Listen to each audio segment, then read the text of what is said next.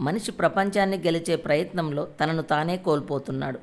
బయట జీవితం ఎంత కలవరంగా ఉంటే మనసు అంతగా అలసిపోతుంది. మనం ఎప్పుడూ ఏదో ఒకటి చేస్తూనే ఉంటాము. కానీ అసలు ప్రశ్న ఏమిటంటే, మనసు ఒక్కసారి అయినా ఆగిందా? అది మౌనంగా ఉంది అనే ఫీలింగు మీకు ఎప్పుడైనా కలిగిందా? మనకు తెలిసినా తెలియకపోయినా ప్రతి ఒక్కరిలో ఒక అంతర్గత శబ్దం నడుస్తూనే ఉంటుంది. ఆ శబ్దాన్ని మౌనంగా చేయడమే అసలు ధ్యానం. మనం ఎన్ని విజయాలు సాధించినా అంతర్గత ప్రశాంతత లేనప్పుడు జీవితానికి అర్థం ఉండదు. ధ్యానం అనేది ఒక యోగ ప్రక్రియ కాదు, ఒక మత విధానం కాదు, ఒక అభ్యాస పద్ధతే కాదు. ఇది మన అంతరంగ నిశ్శబ్దం. ఇది నిద్ర కంటే లోతైన విశ్రాంతి. ఇది ఆలోచనల మధ్య పెరిగే స్పేస్. ఇది సముద్రపు అట్టడుగున ఉండేలాంటి ప్రశాంతత. జీవితంలో మనం ఎంత పరిగెత్తినా శాంతి దొరకదు. ఎందుకంటే శాంతి మన లోపలే ఉంది. దాన్ని చేరుకోవాలంటే మనస్సు మౌనాన్ని తాకాలి. అదే ధ్యానం. ధ్యాన రహస్యం గురించి తెలుసుకునేందుకు వీడియోలోకి వెళ్దాం. వీడియోలోకి వెళ్లే ముందు మన ఛానల్ని లైక్ చేయండి, షేర్ చేయండి, సబ్స్క్రైబ్ చేయండి. పక్కనే ఉన్న బెల్ మీద క్లిక్ చేయండి. రెగ్యులర్గా నా న్యూ వీడియోస్ చూడవచ్చు. ముందుగా ఒక స్టోరీ విని తర్వాత వీడియోలోకి వెళ్దాం. ఒక అడవిలో ఒక బందిపోటు ఉండేవాడు. ఆ బందిపోటు చాలా బలంగాను దృఢంగాను ఉండేవాడు. అతనికి తల్లి, తండ్రి, భార్య, పిల్లలు, కుటుంబం ఉండేది. తన కుటుంబాన్ని ఏ విధంగా పోషించలేని ఆ యువకుడు బందిపోటు వృత్తిని ఎంచుకున్నాడు. దారిలో వెళ్ళే వారిపై పడి వారిని దోచుకుని ఆ ధనంతో తన కుటుంబాన్ని పోషించేవాడు. ఆ విధంగా చాలా కాలం జరిగింది.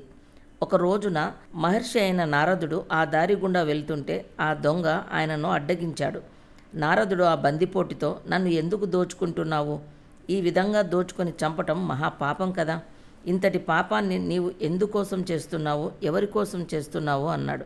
బందిపోటు అన్నాడు, నేను నా కుటుంబాన్ని ఈ దోచుకున్న డబ్బుతో పోషిస్తున్నాను అన్నాడు. అలా అయితే నీవు చేసే పాపంలో వాళ్ళు కూడా భాగం పంచుకుంటారా అని నారదుడు అడిగాడు. తప్పక పంచుకుంటారు అన్నాడా బందిపోటు. సరే, నన్ను ఇక్కడ నుంచి కదలకుండా కట్టేసి నీవు ఇంటికి వెళ్ళి నీవు సంపాదించిన ధనము పంచుకునే విధంగా నీ పాపంలో కూడా వాళ్ళు భాగం పంచుకుంటారా, నీ కుటుంబ సభ్యుల్ని అడిగి తెలుసుకొనిరా అన్నాడు నారదుడు. ఆ బందిపోటు తండ్రి దగ్గరికి వెళ్ళి, నాన్న, నేను మిమ్మల్ని ఏ విధంగా పోషిస్తున్నానో మీకు తెలుసా అని అడిగాడు. లేదు, నాకు తెలియదు అని సమాధానమిచ్చాడు ఆయన. నేను ఒక బందిపోటు దొంగను, దారిన పోయే వారిని చంపి వారి వద్ద ఉన్నవన్నీ దోచుకుంటాను అని అనగానే, అయ్యో, ఈ విధంగా చేస్తున్నావా, వెళ్ళు ఇక్కడి నుంచి చండాలుడా అన్నాడా తండ్రి. నాన్న, నా పాపంలో భాగం తీసుకుంటావా అని అడిగితే, నాకు సంబంధం లేదు అన్నాడు. ఆ తర్వాత ఆ దొంగ తల్లి దగ్గరికి వెళ్ళి, అమ్మ, నేను మిమ్మల్ని ఏ విధంగా పోషిస్తున్నానో నీకు తెలుసా అని అడిగాడు. నాకు తెలియదు నాయనా అంది ఆమె. దోపిడీలు, హత్యల ద్వారా అన్నాడు అతను. ఎంత నికృష్టమైన పని చేస్తున్నావురా, పో అవతలకి అని అరిచింది. సరే గాని నా పాపంలో భాగం పంచుకుంటావా అని అడిగాడు. నేనెందుకు భాగం పంచుకోవాలి, నేనేమి దోపిడీలు చేయలేదే అని సమాధానం ఇచ్చింది తల్లి. ఆ తర్వాత తన భార్య దగ్గరికి వెళ్ళి, నేను మీ అందరినీ ఏ విధంగా పోషిస్తున్నానో నీకు తెలుసా అని ప్రశ్నించాడు. లేదు అని సమాధానం ఇచ్చింది ఆమె. నేనొక గొప్ప బందిపోటు దొంగను, అనేక సంవత్సరాల నుంచి ప్రజలను దోచుకుంటున్నాను. ఆ ధనంతోనే మిమ్మల్ని అందరినీ పోషిస్తున్నాను. మీరు ధనంలో భాగం పంచుకుంటున్నారు కదా, అలాగే పాపంలో కూడా భాగం పంచుకోవడానికి సిద్ధంగా ఉన్నారా లేదా తెలుసుకోవాలనుకుంటున్నాను అని అన్నాడు. దానికి సమాధానంగా ఆవిడ, మీ పాపం పంచుకోవడానికి మేము అంగీకరించము. మీరు నా భర్త కాబట్టి మమ్మల్ని పోషించవలసిన బాధ్యత నీపై ఉన్నది. బందిపోటు ఇలా అనుకున్నాడు, ఈ ప్రపంచం తీరు ఈ విధంగా ఉంటుందా? ఎవరి కోసమైతే నేను దోపిడీలు చేస్తున్నానో వాళ్ళే నా పాపంలో భాగం పంచుకోమని తిరస్కరిస్తున్నారు అని ఆలోచిస్తూ బాధపడుతూ నారదుని కట్టేసిన ప్రదేశానికి తిరిగి వచ్చి కట్లు విప్పి ఆయన పాదాలపై పడి జరిగిందంతా తెలియజేస్తూ, నేను ఏం చేయగలను స్వామి, నన్ను రక్షించండి అన్నాడు. నారదుడు అన్నాడు, నీవు ప్రస్తుతం జీవిస్తున్న జీవన విధానాన్ని వదిలేయి. నీ కుటుంబ సభ్యులు ఎవరూ నిన్ను నిజంగా ప్రేమించడం లేదు. నీ సంపదలో ఎవరైనా భాగం పంచుకుంటారు, కానీ నీ చెడులో ఎవరూ భాగం పంచుకోరు. నీ దగ్గర ఎప్పుడు ధనం లేదో అప్పుడు నిన్ను వదిలేస్తారు. కాబట్టి మన మంచిలోనూ చెడులోనూ మనకు తోడుగా ఉండేది ఆ పరమాత్ముడొక్కడే. నీ మనసు ప్రశాంతంగా ఉండేందుకు ధ్యానం చెయ్యి అని ఆ ధ్యానం చేసే విధానాన్ని వివరించి వెళ్ళిపోయాడు.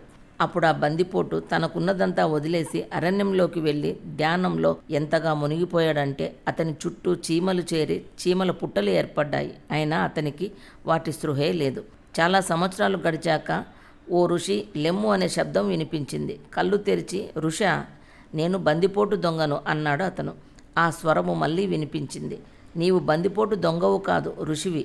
నీ పాత పేరు ఇక లేదు. ఇప్పుడు నీ ధ్యానం ఎంత తీవ్రంగానూ గొప్పదిగానూ ఉన్నదంటే నీ చుట్టూ ఉన్న చీమల పుట్లనే నువ్వు గమనించలేకున్నావు. అందుచేత ఇక నుంచి నీ పేరు వాల్మీకి. వల్మీకములు అంటే చీమల పుట్టల్లో జన్మించినవాడు అని అర్థం.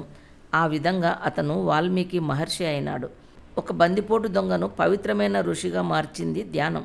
ధ్యానం పవర్ అటువంటిది. ఇక ధ్యాన రహస్యం తెలుసుకుందాం. మన శరీరం ఒక చోట ఉన్న మన మనస్సు 100 చోట్ల తిరుగుతుంది.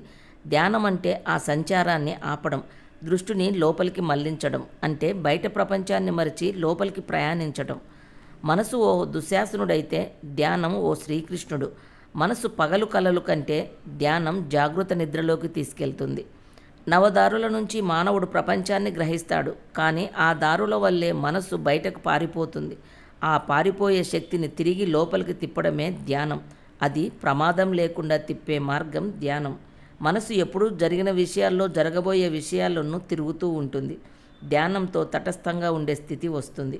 శ్వాసపై దృష్టి పెట్టడం ద్వారా మనసు నిశ్చల స్థితికి వస్తుంది. ధ్యానం వల్ల మెదడు తేలికగా మారుతుంది. ఆల్ఫా బ్రెయిన్ వేవ్స్ పెరుగుతాయి. శరీర హార్మోన్లు బ్యాలెన్స్ అవుతాయి.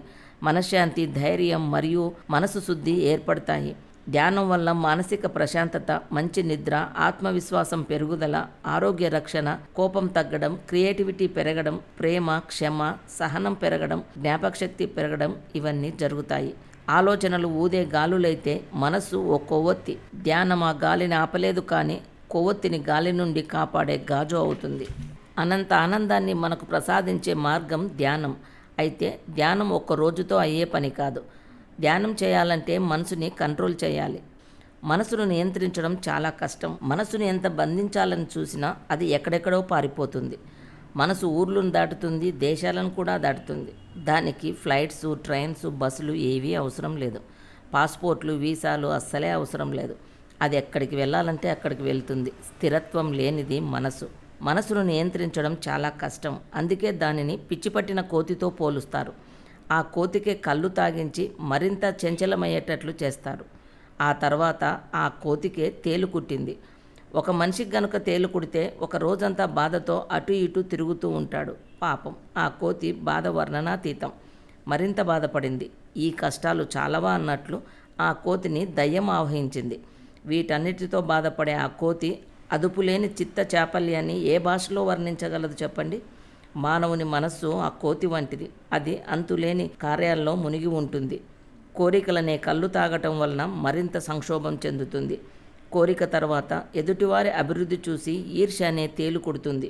చివరగా గర్వం అనే దయ్యం మనసును ఆవహించి తానే అందరిలోకి గొప్పవానిననే భావం కలిగజేస్తుంది.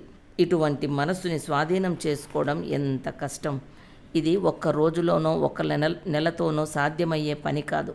అయితే క్రమం తప్పకుండా సాధన చేస్తే ఖచ్చితంగా మనస్సుని మన స్వాధీనంలోకి తెచ్చుకోవచ్చు. ధ్యాన సాధన కోసం వీలున్న వాళ్ళు ఒక ప్రత్యేకమైన చిన్న గదిని ఏర్పాటు చేసుకోవడం చాలా మంచిది. ఆ గదిని చాలా పవిత్రంగా ఉంచుకోవాలి. ఆ గదిలోకి ధ్యానం చేయటానికి తప్ప దేనికి ఉపయోగించకూడదు. ఉదయం, సాయంత్రం అగరవత్తులు వెలిగించాలి. ఆ గది ప్రశాంతంగా ఉండాలి. అలా వీలు కాని వాళ్ళు మీ ఇంట్లో మీకు వీలైన చోట, ప్రశాంతమైన చోట కూర్చొని ధ్యానం చేయాలి. అంతేగాని ఎక్కడ పడితే అక్కడ ధ్యాన సాధన చేయకూడదు. ధ్యానంలో కూర్చోగానే గురువుకి ప్రణామం చేసి ఆ తర్వాత భగవంతునికి నమస్కరించి ధ్యానం ప్రారంభించాలి. రోజుకు 2 సార్లైనా ధ్యానం చేయాలి. ఉదయము, సాయంత్రము ధ్యానానికి మంచి సమయాలు. రాత్రి పగలుగా, పగలు రాత్రిగా మారు సంధ్యా సమయములు ప్రశాంతంగా ఉంటాయి. అందుకే ఆ సమయంలో ధ్యానం చేయటం మంచిది. కొద్దిసేపు ప్రశాంతంగా కూర్చొని మనసుని పరిగెత్తని. నీవు ఊరకనే దానిని గమనించు. మనసు ఏమి చేస్తున్నదో తెలిసేదాకా దానిని నీవు వశపరచుకోలేవు. దాని చేతికి కళ్యాలు ఇస్తే నీకు తెలియని ఆలోచనలు కూడా కలుగుతాయి. ఇలాంటి భావాలు ఆలోచించడం నాకు సాధ్యమేనా అని నీవే ఆశ్చర్యపడతావు. కానీ మనసు యొక్క చంచలత్వపు తీవ్రత తగ్గుతూ వస్తూ రోజు రోజుకి అది మరింత ప్రశాంతత పొందుట మీరే గమనిస్తారు. మొదట్లో కొంచెం కష్టపడి ఆ తర్వాత కుదురుగా చేస్తే ధ్యానం కుదురుతుంది. అప్పుడు ఈ శరీరం గురించి కానీ ఇతర విషయాల గురించి కానీ ఏ ఆలోచన ఉండదు. ఆ విధంగా ధ్యానం చేసి 1 గంట తర్వాత దాని నుంచి బయటకు వస్తే శరీరము తేలికగా ఉంటుంది, మనసు ప్రశాంతంగా ఉంటుంది. ఇది శరీరానికి విశ్రాంతినిచ్చే ఏకైక పద్ధతి. ప్రపంచం ఎంత మారినా మనలో మార్పు రాకపోతే శాంతి లేదు. బయట వెలుగు కోసం, విజయాల కోసం, ప్రేమ కోసం, ప్రశాంతత కోసం మనం అన్వేషణలో ఉంటాము. కానీ కొన్ని విలువైన అనుభవాలు బయట దొరకవు. అవి మన లోపలే దాగి ఉంటాయి. అవి నిశ్శబ్దంలో పెరుగుతాయి. అవి మనసు మౌనమైనప్పుడు కనిపిస్తాయి. మనసు మౌనం ధ్యానంలో ఉన్నప్పుడు జరుగుతుంది. మొదట ఆలోచనలు ఉరిమే తుఫాన్లలా వచ్చిపోతాయి. ఆ తర్వాత మనసు మౌనంగా మారుతుంది. అప్పుడు మీరు చూసేది ప్రపంచం కాదు, మీ నిజమైన స్వరూపం. మనసు తిరిగే బాణమైతే ధ్యానం దాని లక్ష్యంపై గురి నిలిపే ధైర్యం. మానవుడిగా పుట్టిన ప్రతివాడి హక్కు తాను ఎవరో తెలుసుకోవడం. ధ్యానం ఆ అన్వేషణకు మొదటి అడుగు. మీరు ప్రతిరోజు 20 నిమిషాలు ధ్యానం చేయండి. మీ జీవితంలో మౌనం మాట్లాడడం మొదలు పెడుతుంది. ధ్యానం ఒక మార్గం కాదు, అది మన తత్వం. ధ్యానం ద్వారా మన జీవితం వెలుగులోకి వస్తుంది. కంటికి కనిపించిన శక్తి మన హృదయం ద్వారా అనుభవించే ప్రయాణమే ధ్యానం. ధ్యానం ఒక ప్రక్రియ కాదు, అది ఒక స్థితి, ఒక శ్రద్ధ, ఒక శాశ్వతమైన పరివర్తన. Thank you friends. నెక్స్ట్ వీడియోలో కలుద్దాం.